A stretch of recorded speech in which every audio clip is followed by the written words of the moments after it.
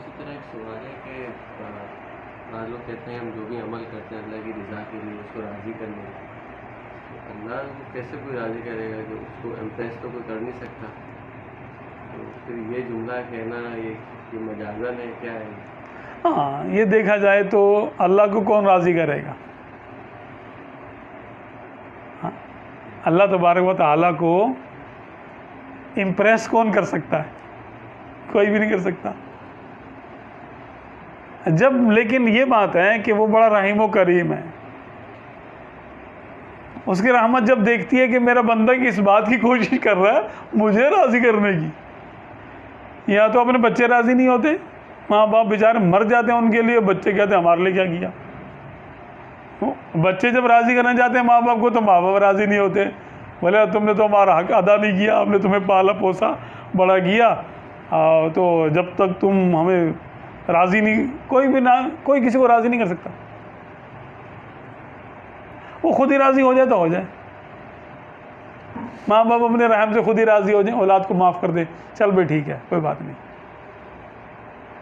تو یہاں تو بندوں کو بندے راضی نہیں کر سکتے تو خدا کو کون امپریس کر سکتا ہے؟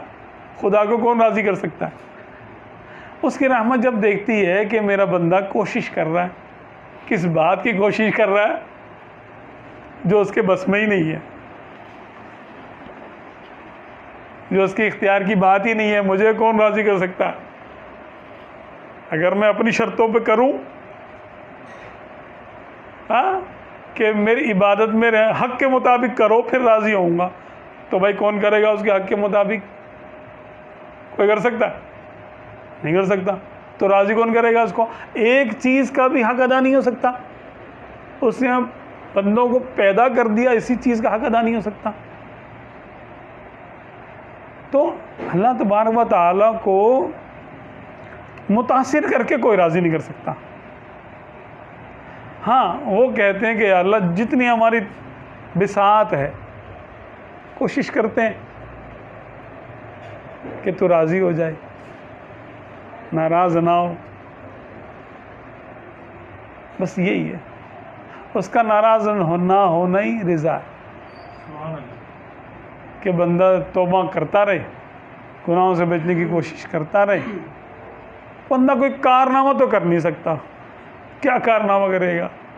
اپنی جان بھی دے دے تو جان اس نے دی، اور دینے کی توفیق بھی اس نے دی، شہید ہونے کا جذبہ بھی اس نے دیا.